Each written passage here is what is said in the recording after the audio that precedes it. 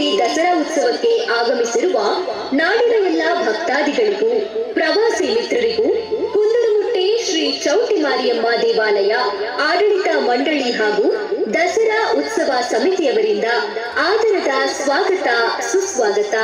52ನೇ ವರ್ಷಾಚರಣೆಯ ಸುಸಂದರ್ಭದಲ್ಲಿ ಶಿವಪುರಾಣಾಮೃತದ ಸಮರಖಂಡದ ಅಧ್ಯಾಯ 11ರಿಂದ 15ರಲ್ಲಿ ನಿರೂಪಿಸಲ್ಪಟ್ಟ ಜಲಾಂಧರನ ಮೋಕ್ಷ ಎಂಬ ಕಥಾ ಸಾರಾಂಶವನ್ನು ನಿಮ್ಮ ಮುಂದೆ ಪ್ರಸ್ತುತಪಡಿಸುತ್ತಿದ್ದೇವೆ. ಶಿವನ ಕ್ರೋಧಾಗ್ನಿಯಿಂದ ಜನಿಸಿದ ಜಲಾಂಧರನು ಪತ್ನಿ ವೃಂದೆಯ ಪತಿವ್ರತೆಯ ಪ್ರಾಣ ರಕ್ಷಣೆಯಿಂದ ತ್ರಿಲೋಕಕ್ಕೆ ಕಂಟಕನಾಗುತ್ತಾನೆ. ದೇವತೆಗಳ ಬೇಡಿಕೆ ಮೇರೆಗೆ ವಿಷ್ಣುವು ಯುದ್ಧಕ್ಕೆ ಅಣಿಯಾದಾಗ ಲಕ್ಷ್ಮಿಯು ಸಹೋದರ ಜಲಂಧರನಿಗೆ ಪ್ರಾಣಾಪಾಯ ಮಾಡಬಾರದಾಗಿ ಕೋರುತ್ತಾಳೆ. ದೇವತೆಗಳ ಸಂಕಷ್ಟಕ್ಕೆ ನಾರದರು ನೆರವಾಗಿ ಪರಮೇಶ್ವರನ ಪತ್ನಿ ಪಾರ್ವತಿಯ ಮೇಲೆ ಮೋಹಿತನಾಗುವಂತೆ ಮಾಡಿದಾಗ ಇದರಿಂದ ಕೋಪಿತಳಾದ ಪಾರ್ವತಿಯು ರುದ್ರಾವತಾರ ತಾಳುತ್ತಾಳೆ. ಪತ್ನಿಯ ರಕ್ಷಣೆಗೆ ಆಗಮಿಸಿದ ಶಿವನು ಅಸಹಾಯಕನಾಗಿರುತ್ತಾನೆ. ಸಂದರ್ಭವನ್ನರಿತ ಪಾರ್ವತಿಯು ಸಹೋದರ ವಿಷ್ಣುವನ್ನು ನೆನೆಯುತ್ತಾಳೆ. ವಿಷ್ಣುವು ಭಕ್ತೆ ವೃಂದೆಗೆ ಅನುಗ್ರಹಿಸಿದ ವರದ ಅವಾಂತರವನ್ನು ತಿಳಿದು ವೃಂದೆಯ ಪತಿವ್ರತೆಗೆ ಭಂಗ ತರುತ್ತಾನೆ. ಶಿವ ಪಾರ್ವತಿ ಪುತ್ರರಾದ ಗಣೇಶ ಕಾರ್ತಿಕೇಯರು ಜಲಂಧರನ ಮೇಲೆ ಯುದ್ಧಕ್ಕೆ ಅಣಿಯಾಗುವ ಸಂದರ್ಭ ಜಲಂಧರನು ತಮ್ಮ ತಂದೆಯಾದ ಶಿವನ ರೂಪವನ್ನು ಹೋಲುತ್ತಿರುವುದರಿಂದ ಹಿಂತಿರುಗುತ್ತಾರೆ. ಪಾರ್ವತಿಯ ಅಪೇಕ್ಷೆಯ ಮೇರೆಗೆ ಪರಶಿವನು ಜಲಂಧರನನ್ನು ವಧೆಗೈದು ತ್ರಿಲೋಕಕ್ಕೆ ಮೋಕ್ಷ ಪ್ರಾಪ್ತಿ ನೀಡುತ್ತಾರೆ.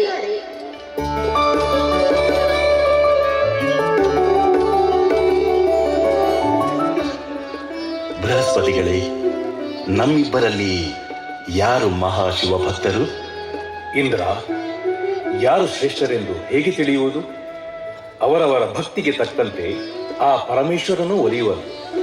ಬಾ, ಹಾಗಾದರೆ ಆ ತ್ರಿಲೋಕಾಧಿಪತಿಯನ್ನೇ ಭೇಟಿ ಮಾಡಿ ತಿಳಿಯೋಣ. ನಡೆ. ನಮ್ಮಿಬ್ಬರ ಕೈಲಾಸದ ಹಾದಿಯಲ್ಲಿ ಜಟಾಧಾರಿಯೋರ್ವ ತಪಸ್ಸು ನಿರತನಾಗಿದ್ದಾನೆ.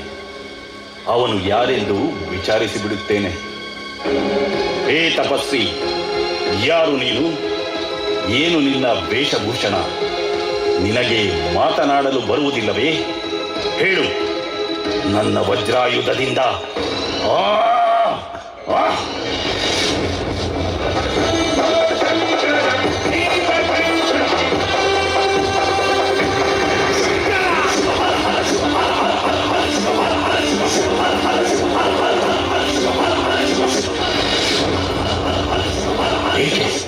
ಏಕೆ ನನ್ನ ವಜ್ರಾಯುಧ ಪುಡಿ ಪುಡಿಯಾಗಿ ಮಣ್ಣಾಗುತ್ತಿದೆಯಲ್ಲ? ಹೇ ಇಂದ್ರ, ತ್ರಿಲೋಕಾಧಿಪತಿಯಾದ ಶಿವನ ಮೇಲೆ ನಿನ್ನ ವಜ್ರಾಯುಧದ ಪ್ರಯೋಗವೇ? ಮನ್ನಿಸು ದೇವ, ಮನ್ನಿಸು ನನ್ನನ್ನು. ನನ್ನಿಂದ ಮಹಾ ಅಪರಾಧವಾಯಿತು. ನಿನ್ನನ್ನು ಮನ್ನಿಸಿ ನಿನ್ನ ವಜ್ರಾಯುಧವನ್ನು ಮರಳಿಸುತ್ತಿದ್ದೇನೆ ಬೃಹಸ್ಪತಿಗಳೇ. ಆದರೆ ನನ್ನ ನಯನಾಗ್ನಿಯ ಮೂಲಕ ಉದ್ಭವವಾಗಿರುವ ಕ್ರೋಧವನ್ನ ಹೇಗೆ ತಣಿಸಲಿ? ಭಗವಾನ್, ನಮಗರಿವಿಲ್ಲದೆ ಅಚಾತುರ್ಯ ನಡೆಯಿತು. ತಪೋ ನಿರತರಾಗಿದ್ದ ತಮ್ಮ ಕ್ರೋಧಕ್ಕೆ ಕಾರಣರಾದ ನಮ್ಮನ್ನು ಮನ್ನಿಸಿ ದೇವ, ಮನ್ನಿಸಿ. ಉಕ್ಕಿ ಬರುತ್ತಿರುವ ಕ್ರೋಧಾಗ್ನಿಯನ್ನು ಸಾಗರದಲ್ಲಿ ನಿವೇದಿಸಿ ನಮ್ಮನ್ನು ಉದ್ಧರಿಸಿ ದೇವ, ನಮ್ಮನ್ನು ಉದ್ಧರಿಸಿ.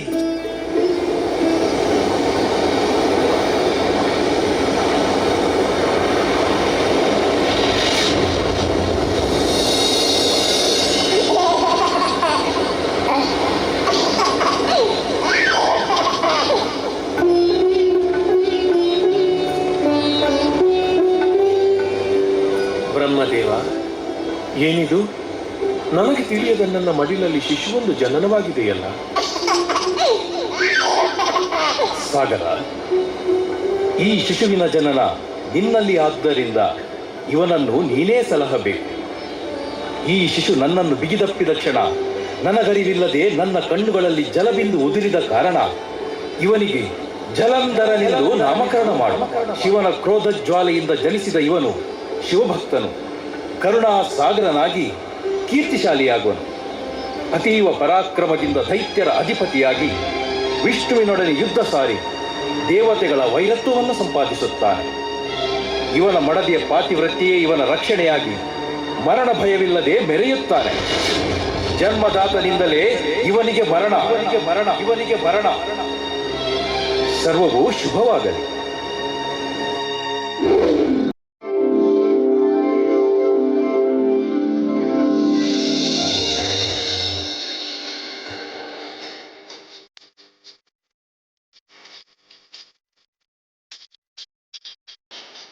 ತಂದೆ, ನಿನ್ನ ಭಕ್ತಿ ಪೂಜಾದಿಗಳಿಂದ ಸಂತುಷ್ಟನಾಗಿರುವೆ.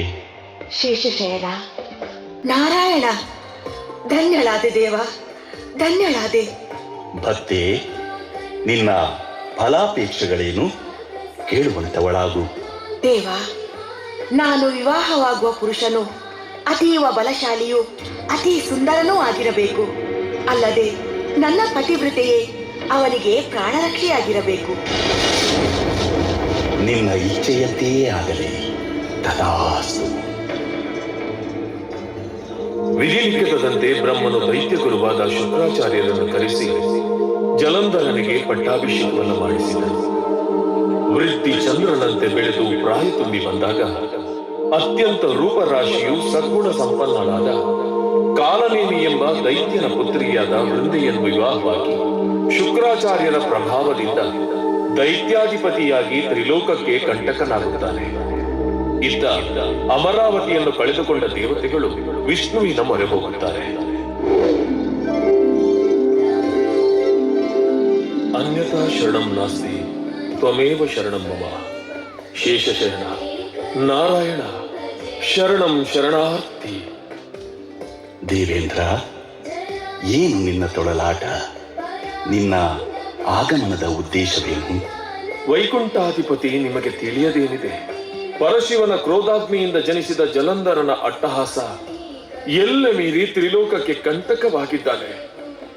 ನಮ್ಮ ನೆಲೆ ಅಮರಾವತಿಯನ್ನ ಕಸಿದುಕೊಂಡು ನಮಗೆ ನಿಲ್ಲಲು ನೆಲೆ ಇಲ್ಲದಂತಾಗಿ ಅಲೆದಾಡುವಂತಾಗಿದೆ ದೇವ.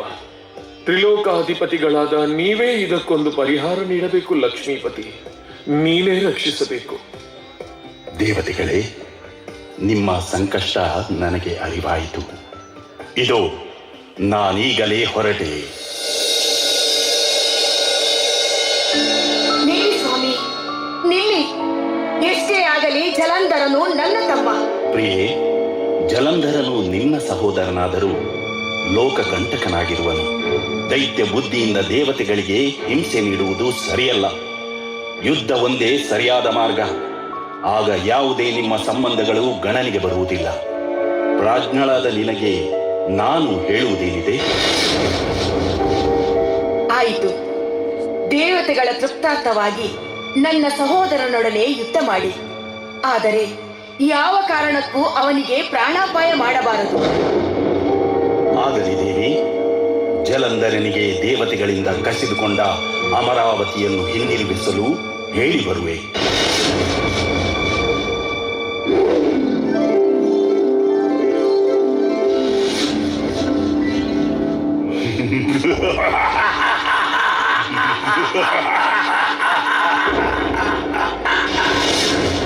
ತ್ರಿಲೋಕದಲ್ಲಿ ಈ ಜಲಂಧರನಿಗೆ ಸರಿಸಮಾನರು ಯಾರಿದ್ದಾರೆ?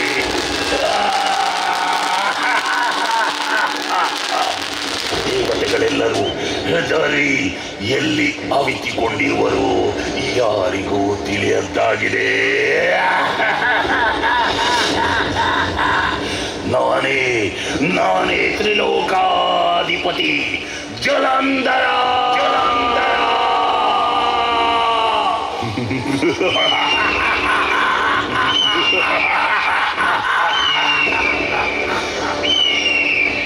ಹೇ ಜಲಂಧರ, ಸಾಕು ಮಾಡು ನಿನ್ನ ಕೋಪಾವೇಶವನ್ನು.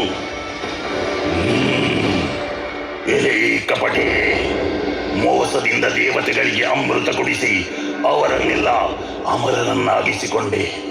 ನಾನೇ ನಿನ್ನ ಬಳಿ ಬರಬೇಕೆಂದು ಭಾವಿಸಿದ್ದೆ. ಆದರೆ ನನ್ನ ಭಾವನಾದ ಕಾರಣ ಶಾಂತವಾಗಿದ್ದೆ. ದೇವತೆಗಳ ಮೊರೆ ಕೇಳಿ ನನ್ನೊಂದಿಗೆ ಯುದ್ಧಕ್ಕೆ ಬಂದಿರುವೆಯಾ?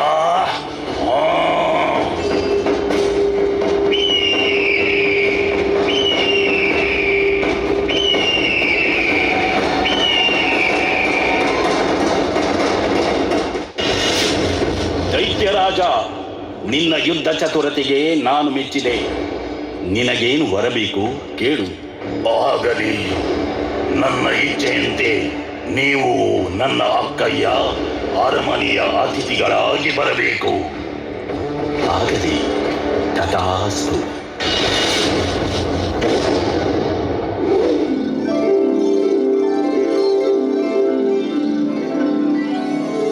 ನಾರದ ಮಹರ್ಷಿಗಳಿಗೆ ನಮೋ ನಮಃ. ನಿಮ್ಮ ದರ್ಶನದಿಂದ ಬರಸಿಡಿಲು ಒಡೆದ ಜೀವಕ್ಕೆ ಮರು ಚೈತನ್ಯ ಬಂದಂತಾಯಿತು. ನಾರಾಯಣ ನಾರಾಯಣ. ಏನು ದೇವೇಂದ್ರ, ಉಪಚಾರ ಅತಿಯಾಗಿದೆ. ಏನೋ ವಿಶೇಷವಿದ್ದಂತಿದೆ. ಏನು ವಿಷಯ ದೇವೇಂದ್ರ? ನಾರದರೆ, ವಿನೋದ ಸಾಕು. ತ್ರಿಲೋಕ ಸಂಚಾರಿಯಾದ ನಿಮಗೆ ಜಲಂಧರನಿಂದ ದೇವತೆಗಳಿಗೆ ಆಗುತ್ತಿರುವ ಕಿರುಕುಳ ತಿಳಿದಿಲ್ಲವೇ? ನಾರದರೆ, ತಾವೇ ಇದಕ್ಕೊಂದು ಪರಿಹಾರ ಸೂಚಿಸಬೇಕು. ನಾರಾಯಣ ನಾರಾಯಣ. ದೇವೇಂದ್ರ, ಜಲಂಧರನು ವಿಷ್ಣುವಿನ ಅಭಿಮಾನವನ್ನು ಸಂಪಾದಿಸಿದರೂ ತನ್ನ ರಕ್ಕಸ ಬುದ್ಧಿಯನ್ನು ಬಿಡಲಾರ. ಅವನಿಗೆ ತಕ್ಕ ಶಾಸ್ತಿಯನ್ನು ಮಾಡಲು ನಾನು ಚಿಂತಿಸುತ್ತೇನೆ. ನಾನೀಗ ಹೊರಡುತ್ತೇನೆ, ನೀವು ಚಿಂತಿಸದಿರಿ. ನಾರಾಯಣ ನಾರಾಯಣ.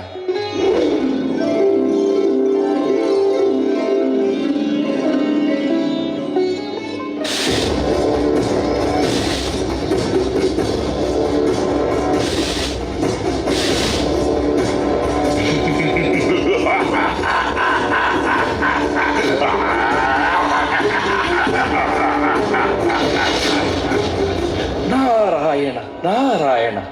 ಓ, ನಾರದರು ಬರಬೇಕು ಬರಬೇಕು. ಮಹರ್ಷಿಗಳಿಗೆ ನಮೋ ನಮಃ. ಮಹರ್ಷಿಗಳೇ, ನಿಮ್ಮ ತ್ರಿಲೋಕ ಸಂಚಾರ ಹೇಗಿದೆ? ಎಲ್ಲರೂ ಕ್ಷೇಮವೇ? ನಾರಾಯಣ ನಾರಾಯಣ. ಎಲ್ಲವೂ ಅಷ್ಟಕ್ಕಷ್ಟೇ ಜಲಂಧರ. ಆದರೆ ಕೈಲಾಸದ ವೈಭವ ಮಾತ್ರ ವರ್ಣಿಸಲಸದಳ. ನಾರದರೆ, ಕೈಲಾಸದಲ್ಲಿ ಅದೇನು ಅಷ್ಟೊಂದು ವೈಭವ ನನ್ನ ರಾಜ್ಯದಲ್ಲಿ ಇಲ್ಲದಿರುವಂಥದ್ದು? ನಾರಾಯಣ ನಾರಾಯಣ. ಅಯ್ಯೋ ಪೆದ್ದ, ನಿನ್ನ ಬುದ್ಧಿಗೆ ಏನು ಹೇಳುವುದು? ಕೈಲಾಸಕ್ಕಿಂತಲೂ ನಿನ್ನ ವೈಭವ ಹೆಚ್ಚೇ. ಆದರೆ ಏನು ಪ್ರಯೋಜನ? ನಿನಗೆ ಸರಿಯಾದ ಸ್ತ್ರೀರತ್ನ ಇಲ್ಲದಿರುವುದೇ ಕೊರತೆಯಾಗಿದೆ.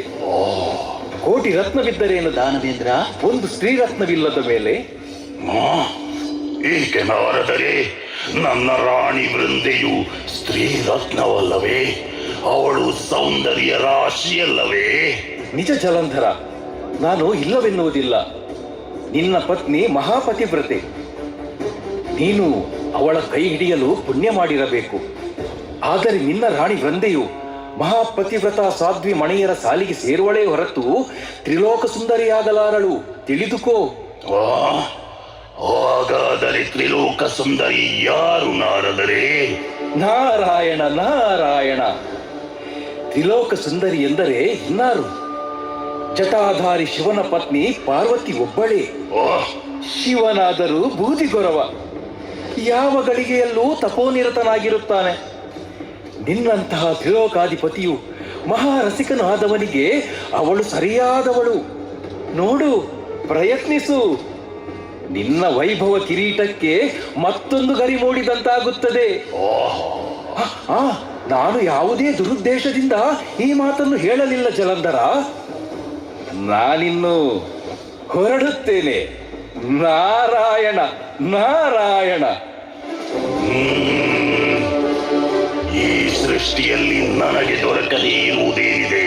ನಾನೀಗಲೇ ಕೈಲಾಸಕ್ಕೆ ತೆರಳಿ ಆ ಸ್ತ್ರೀ ರತ್ನವನ್ನು ಹೊತ್ತು ತಂದು ಸಂತೃಪ್ತನಾಗುತ್ತೇನೆ.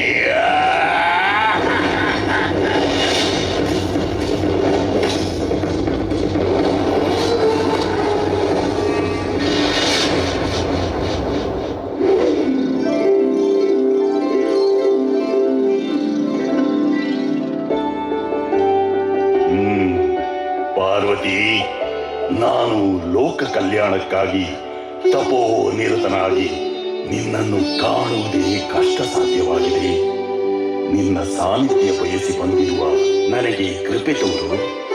ಬಾ ಪಾರ್ವತಿ, ಬಾ.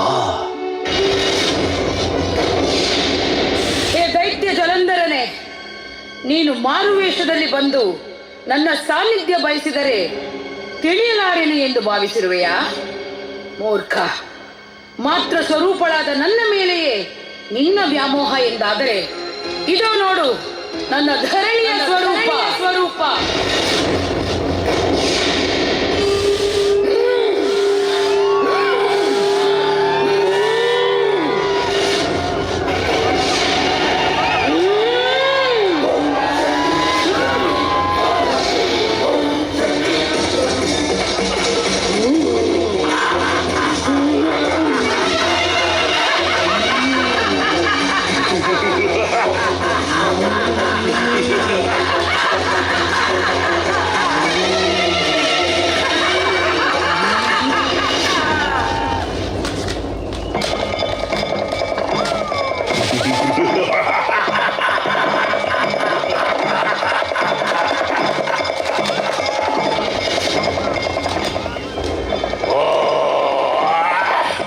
ಪರಮೇಶ್ವರ, ನಿನ್ನ ಪತ್ನಿಯನ್ನು ಉಳಿಸಿಕೊಳ್ಳಲು ನೀನೇ ಬಂದಿರುವೆಯಾ? ಮೊದಲು ನಿನ್ನನ್ನು ಸದೆ ಪಡೆಯಬೇಕು. ಇಲ್ಲ ಇಲ್ಲ, ಶಿವನಿಂದ ನನ್ನನ್ನು ಏನೂ ಮಾಡಲಾಗದು.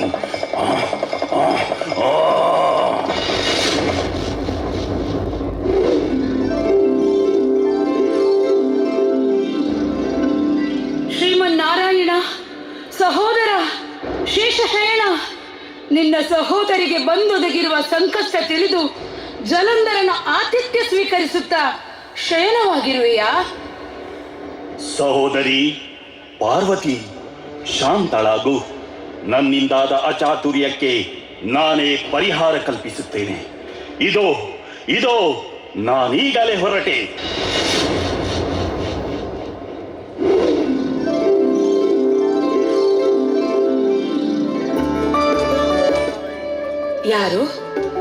ಯಾರು ಈ ಅತ್ಯಂತ ಸುಂದರ ರೂಪದ ಸನ್ಯಾಸಿ? ನಾನೇ ಆಕರ್ಷಿತಳಾದೆನಲ್ಲ. ಸ್ವಾಮಿಗಳೇ, ತಾವುಗಳು ನನ್ನ ಆತಿಥ್ಯವನ್ನು ಸ್ವೀಕರಿಸಿ ನನಗೆ ಆಶೀರ್ವಾದ ನೀಡಬೇಕು. ಕೀರ್ತಿಶಾಲಿಯಾಗು. ಇದೆಂತಹ ಆಶೀರ್ವಾದ ಸ್ವಾಮಿ? ಮುಂದೆ ಎಲ್ಲವೂ ನಿನಗೆ ತಿಳಿಯುವುದು. ತಥಾಸ್ತು.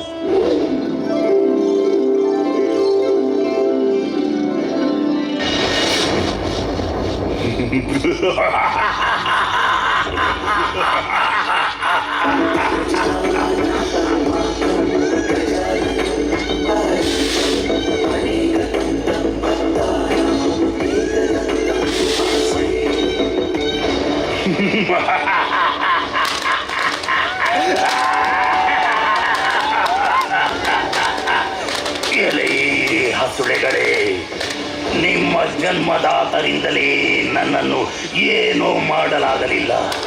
ಇನ್ನು ನೀವುಗಳು ಏನು ಸಾಧಿಸಬಹುದು? ತೊಲಗಿರಿ ಇಲ್ಲಿಂದ.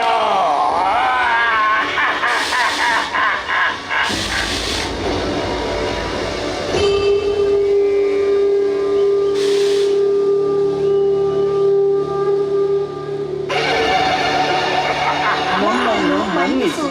ಜಲಂಧರನು ನಮ್ಮ ತಂದೆಯನ್ನು ಹೋಲುತ್ತಿದ್ದಾನೆ.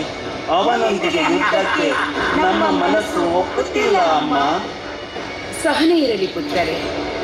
ಕಾಲಘಟ್ಟದಲ್ಲಿ ವಿಧಿ ನಿಯಮದಂತೆ ಏನು ಸಂಭವಿಸಬೇಕೋ ಆ ಕಾರ್ಯ ಸಂಭವಿಸಿಯೇ ಇರುತ್ತದೆ.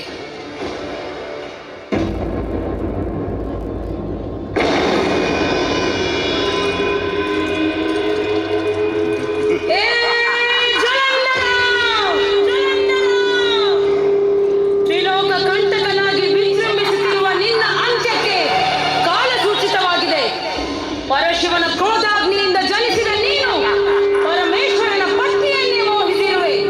ಮುಕ್ಕಣ್ಣನ ಉಕ್ಕಿ ಬರುವ ಜ್ವಾಲಾಮುಖಿಯನ್ನು ಸಹಿಸುವೆಯಾ? ದೇವಾನು ದೇವತೆಗಳ ಸಮ್ಮುಖದಲ್ಲಿ ಆಗಲೇ ನಿನ್ನ ಸಂಹಾರ. ಇರು, ಸಿದ್ಧನಾಗು ಯುದ್ಧಕ್ಕೆ.